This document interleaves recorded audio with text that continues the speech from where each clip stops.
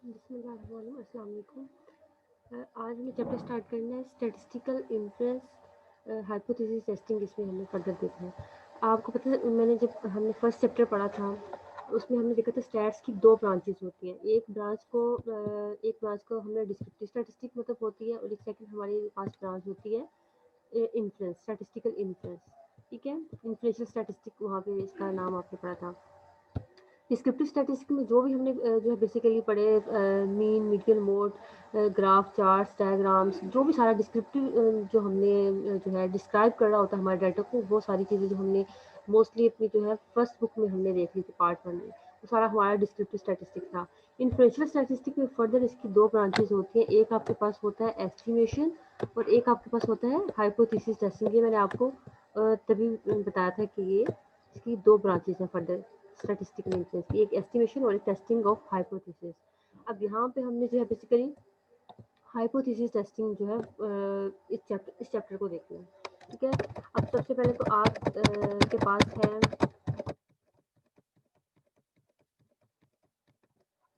हाँ, सबसे पहले ये है कि स्टैटिस्टिकल हाइपोथेसिस क्या होता है।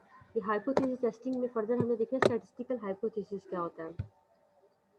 अब सबसे पहले तो टेस्टिंग देख लें। टेस्टिंग क्या होता है? टेस्टिंग होता है कोई प्रॉमिस या फिर कोई क्लेम जिसको आप टेस्ट करना चाहते हो। ठीक ठीक है, बेसिकली ये क्लेम होता है। इसको आम जो लैंग्वेज में हम यूज़ करते हैं, बेसिकली ये क्लेम को शो करता है हम टेस्टिंग। फॉर एग्जांपल, जैसे कि अगर हम कहना चाहते हैं कि जो हमारी यूनिवर्सिटी की पॉपुलेशन है उसका ऑन द एवरेज वेट है हमारे पास 50 केजी के अराउंड। ठीक है, तो इसका फिर हम हाइपोथेसिस इस तरह से करेंगे कि हम पॉपुलेशन पैरामीटर पे करते हैं, हम सैंपल की बेस पे ये वाली जो है टेस्टिंग नहीं करते हैं कि जो है यूनिवर्सिटी के स्टूडेंट्स का जो वेट है ऑन द एवरेज वो 50 केजी है। ठीक है, ये हमारा हो जाएगा नल हाइपोथेसिस। इसी तरह से हम ऑल्टरनेटिव हाइपोथेसिस बना के इसकी वैलिडिटी को चेक करेंगे कि वाकई ये जो हमने हाइपोथेसिस बनाया पॉपुलेशन के बारे में, ये ट्रू है या फॉल्स है, यानी कि एक्सेप्ट हो रहा है या रिजेक्ट हो रहा है। ये बेसिकली हमारे इस चैप्टर का पर्पस है कि हमने हाइपोथेसिस टेस्टिंग बेसिकली क्या है। Statistical hypothesis is an assertion और कंजक्चर ऑफ वन और मोर पॉपुलेशन। बेसिकली हमें जो इसमें जो है एक्सेप्ट करेंगे या रिजेक्ट करेंगे, हम ये देखेंगे कि हमारा क्लेम जो हमने किया है पॉपुलेशन के बारे में ये ट्रू है या फॉल्स है। फॉर एग्जांपल, अगर किसी फैक्ट्री में कोई बोटल्स रिफिल हो रही हैं, तो वो उसकी जो है रिफिलिंग 50 mg है फॉर एग्जाम्पल। तो हमने ये देखना होगा कि अगर हम क्लेम कर रहे हैं कि हर बोतल की जो है 50, कुछ भी हो सकता है, 40 कर लें, 40 mg इसकी जो है रिफिलिंग बोटल्स की है या नहीं है। अब हम ये क्लेम कर रहे हैं, तो इसके लिए हमें जो है पॉपुलेशन के साथ डील करना पड़ेगा। इसके जो स्टेप्स होते हैं वो सारे उसको हम जो है कैलकुलेट करेंगे, और एंड पे हम कंक्लूजन पे आएंगे कि वाकई ही जो हमारा जो है इस फैक्ट्री में हर बोतल जो रिफिल हो रही है वो 40 mg है या नहीं है।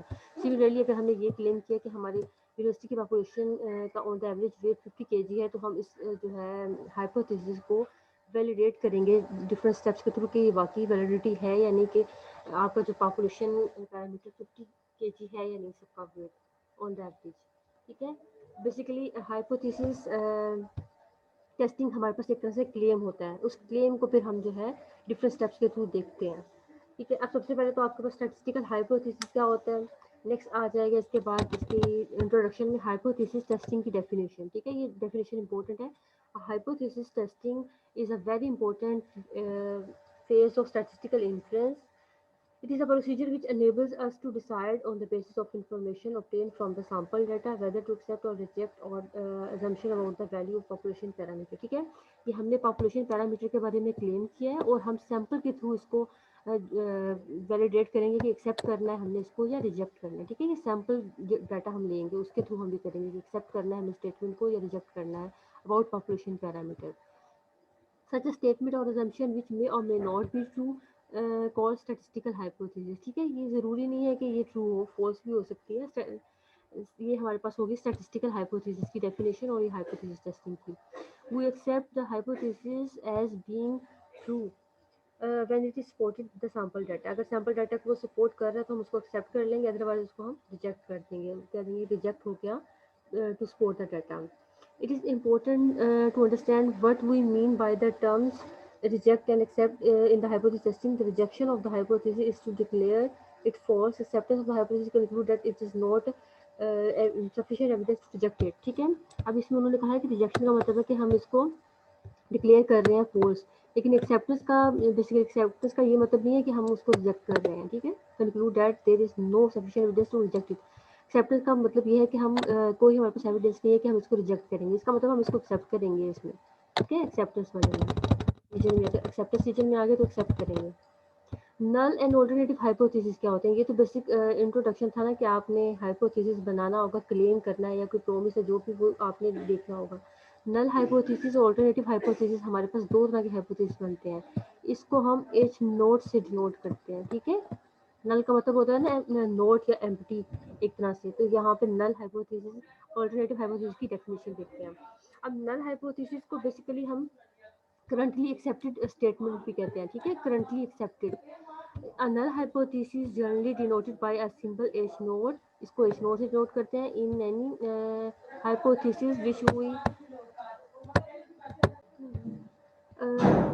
नल हाइपोथेसिस बेसिकली हमारे पास होता है, मैंने आपको बताया करंटली एक्सेप्टेड जो है प्रॉमिस, उसको बेसिकली हम कर रहे होते हैं। या इसमें हम देख लेते हैं नो अफेक्ट। ठीक है, नो अफेक्ट हम कह रहे हो, या फिर कोई भी चीज़ के बारे में कह रहे हो कि सब चीज़ें इक्वल हैं, ऑल मीन्स आर इक्वल। ठीक है, इस तरह से किसी चीज़ के बारे में इक्वालिटी के बारे में इस तरह से टेस्टिंग करनी होगी, वो हमारी बेसिकली नल हाइपोथेसिस के में होगी।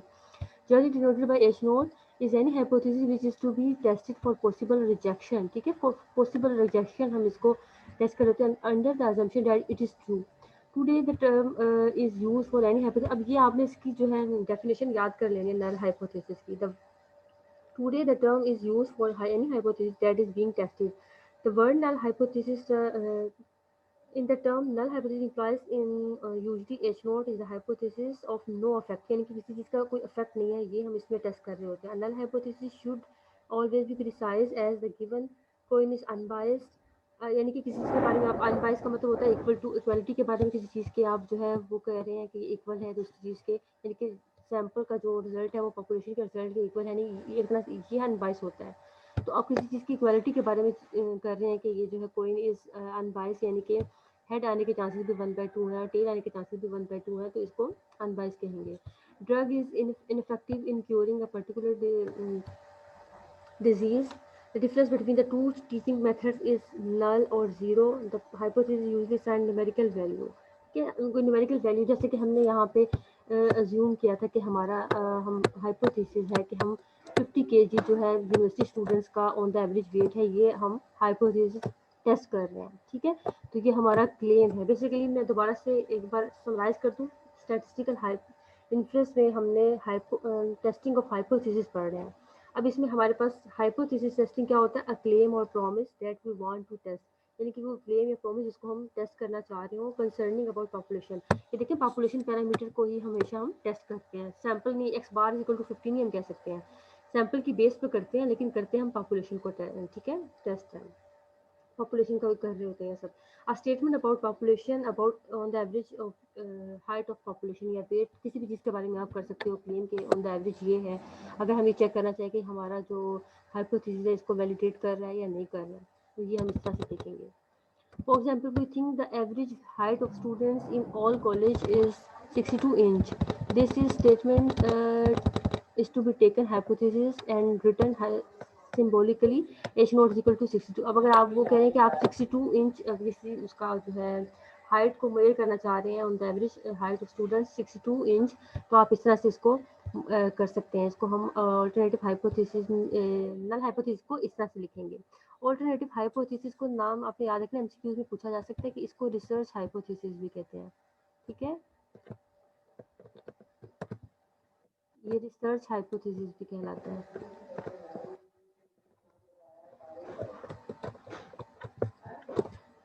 H naught is rejected is any hypothesis।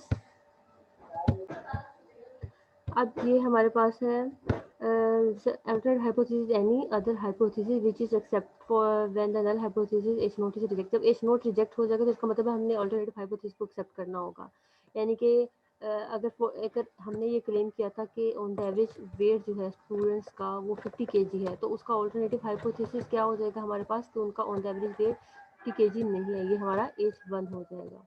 ठीक है, denoted by H1. A null hypothesis H0 is thus tested against the alternative hypothesis. For example, if our null hypothesis H0 is 62 inch, then the alternative hypothesis is this. ठीक है, अब further ये कि आपका जो not equal to का case है उसको फर्दर आप ग्रेटर देन के केस में भी लेके जा सकते हैं और लेस देन में। फॉर एग्जाम्पल हम कह सकते हैं कि उनका वेट जो है लेस देन 50 kg आ रहा है, या फिर हम कह सकते हैं उनका वेट जो है ग्रेटर देन 50 kg आ रहा है, यानी कि दो इसकी फर्दर ब्रांचेस बन सकती हैं। आप हाइपोथेसिस में ये भी कह सकते हैं कि लेस देन या ग्रेटर देन इस तरह का भी आ सकता है हाइपोथेसिस H1। नेक्स्ट आता है सिंपल एंड कंपोजिट हाइपोथेसिस। क्या होता है? A simple hypothesis is one in which all the parameter of the distribution are specified. ठीक है, ऑल द पैरामीटर स्पेसिफाई होंगे तो वो सिंपल हाइपोथेसिस होगा। ऑल्टरनेटिव में क्या हो जाएगा? Hypothesis which is not simple, not all the parameter of the distribution specified is called composite hypothesis. ठीक है, इसकी फर्दर आप यहाँ से एग्जांपल देख सकते हैं, डेफिनेशन आपने कर लेनी है। नेक्स्ट इसके बाद आता है टेस्ट स्टैटिस्टिक। क्या होता है? A sample statistic which provides a basis for testing of null hypothesis is called test statistic. Basically जो आपने टेस्ट स्टैटिस्टिक में फॉर्मूला लिखना था जो बाय हैंड करते आपने तो एसपीसीस में करना, जो बाय हैंड करते हैं उन्होंने यहाँ पे फॉर्मूला लिखना होता है। अगर वो जी टेस्ट लगा रहे हैं, टी टेस्ट लगा रहे हैं या काई स्केयर लगा रहे हैं, जो भी टेस्ट को लगा रहे होंगे उसके अकॉर्डिंग उन्होंने यहाँ पे उसका फॉर्मूला लिखना होता है। फर्स्ट स्टेप में तो हमने नल एंड ऑल्टरनेटिव हाइपोथेसिस लिख लिया। इसके बाद हमारा सेकंड स्टेप होता है लेवल ऑफ सिग्निफिकेंस, वो भी हम आगे जाके पढ़ेंगे। थर्ड पे हमारा टेस्ट स्टैटिस्टिक आ जाता है कि हमें फॉर्मूला लिखना होता है बेसिकली इसके बारे में, कि जो हम टेस्ट कर रहे हैं इसको हम जी के थ्रू करेंगे, टी के थ्रू करेंगे, काई स्केयर के थ्रू करेंगे। ठीक है, ये इसमें फॉर्मूला आ जाता है।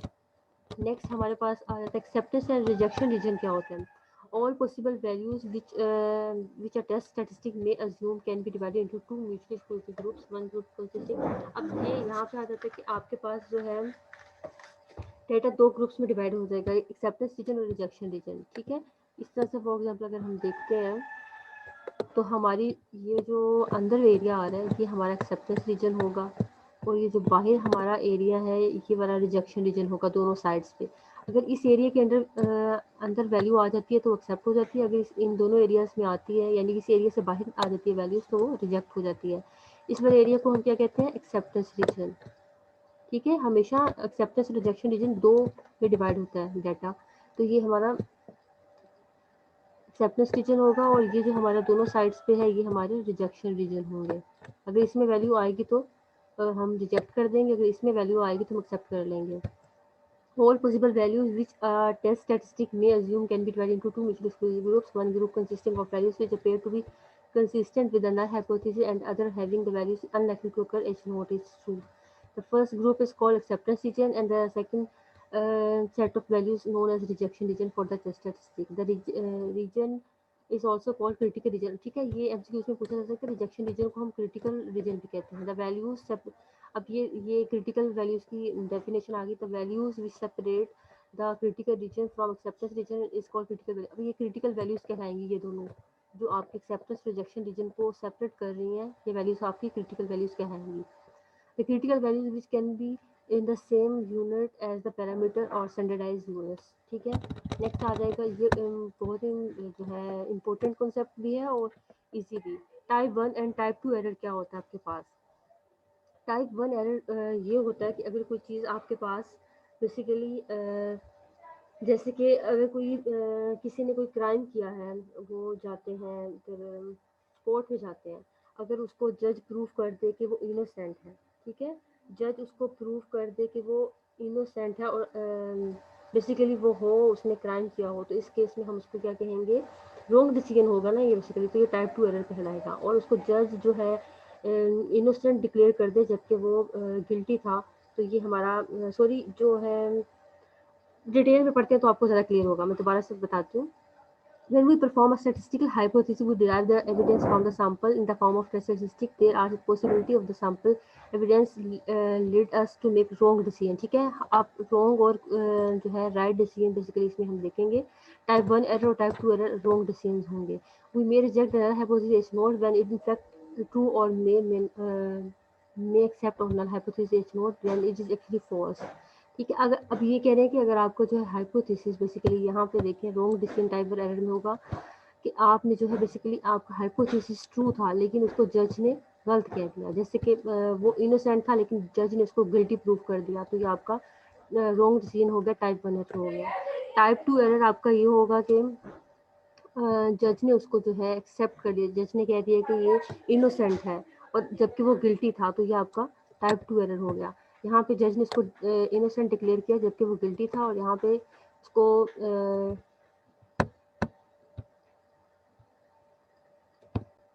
ठीक है वो इनोसेंट था और जज ने उसको गिल्टी प्रूव कर दिया, तो टाइप 1 एरर सॉरी। और अगर वो गिल्टी था, जज ने उसको इनोसेंट प्रूव कर दिया, तो ये टाइप 2 एरर हो गया। ठीक है, अब इसकी डेफिनेशन आपने देख लेनी, टाइप 1 एरर टाइप 2 एरर की यहाँ पे इस पैराग्राफ से।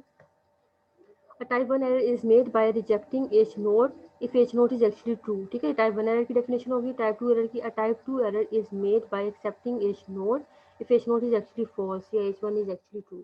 अब ये आपके पास मैंने टेबल बना के बता दिया डिसीजन रूल कि एक आपने या तो एक्सेप्ट करना होता है या रिजेक्ट करना होता है, दो आपके पास बेसिकली डिसीजन होते हैं, एक्सेप्ट करेंगे या रिजेक्ट करेंगे। इसी तरह से आपके पास दो हाइपोथेसिस हैं, या तो हाइपोथेसिस एच ट्रू होगा या फॉल्स होगा। ठीक है, ये दो सिचुएशंस होगी और दो सिचुएशंस ये होगी।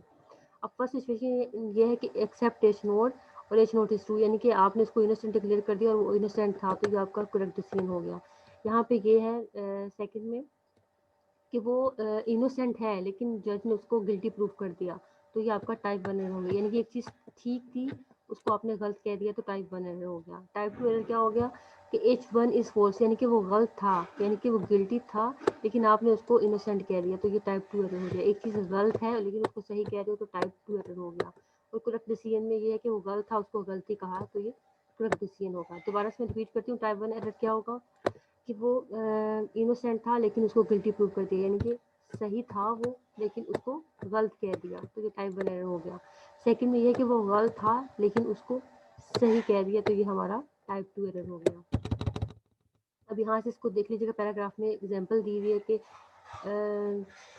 Type 1, Type 2 error in court trial. The supposition of lie is that accused that defendant is innocent. The supposition of innocence may be regarded as a kind of null hypothesis. ठीक है, अब उसकी innocence को आप null hypothesis कह रहे हैं, is to be rejected or accepted. After having heard the evidence presented during the trial, the judge arrives at decision suppose accuse it in fact innocent। ठीक है, वो innocent है लेकिन उसको जज ने कह दिया guilty है, तो टाइप 1 एरर हो गया। The judge has rejected a null hypothesis and is so doing made type 1 error. On the other hand, he accused in fact guilty, वो guilty था लेकिन उसने उसको कह दिया कि innocent है, तो ये टाइप 2 एरर हो गया। ठीक है, अब यहाँ से इसको देखें, प्रोबेबिलिटी जो है टाइप 1 एरर की उसको हम अल्फा से डिनोट करते हैं, ये एमसीक्यूज में आ सकता है। टाइप 2 एरर की जो है प्रोबेबिलिटी को हम बीटा से डिनोट करते हैं। ठीक है, फर्दर उन्होंने यहाँ पे इसको बता भी दिया कि अल्फा टाइप 1 एरर की प्रोबेबिलिटी, बीटा टाइप 2 एरर की प्रोबेबिलिटी। इस पैराग्राफ को देख लीजिएगा एक बार एमसीक्यूज के लिहाज से। अब यहाँ से भी देख लें, व्हेन अल्फा बिकम्स स्मॉलर, यानी कि वो कह रहे हैं अल्फा की वैल्यू अगर आपके पास छोटी होती जाती है, फॉर एग्जांपल वो 0 के क्लोज हो जाती है, तो beta tends to be in higher, इसका मतलब बीटा इंक्रीज कर रहा है, beta tends to be infinity, beta बड़ा होता जाएगा। ठीक है, ये रिलेशन भी होता है इसके दरमियान में। या फिर ये कह रहे हैं कि अल्फा बिकम्स लार्जर, या अल्फा बड़ा होता जा रहा है, यानी कि अल्फा इन्फिनिटी को अप्रोच कर रहा है फॉर एग्जांपल, तो beta tends to be smaller, तो बीटा इस केस में क्या हो जाएगा, 0 को अप्रोच करेगा, यानी कि एक चीज़ के कम होने से दूसरी चीज़ इंक्रीज कर रही है और एक चीज़ के बढ़ने से दूसरी चीज़ जो है डिक्रीज कर रही है। इनका इन्वर्स रिलेशन हो गया इस तरह से अल्फा और बीटा के दरमियान में। We can decrease both alpha, और दोनों अल्फा बीटा डिक्रीज इस केस में होंगे कि हमारा सैम्पल साइज जो है एन इंक्रीज करता जाए। इस केस में दोनों वो 0 को अप्रोच करेंगे अल्फा और बीटा, कि अगर हमारा एन अप्रोच कर जाए इन्फिनिटी को। तो जी नेक्स्ट आता है इसके बाद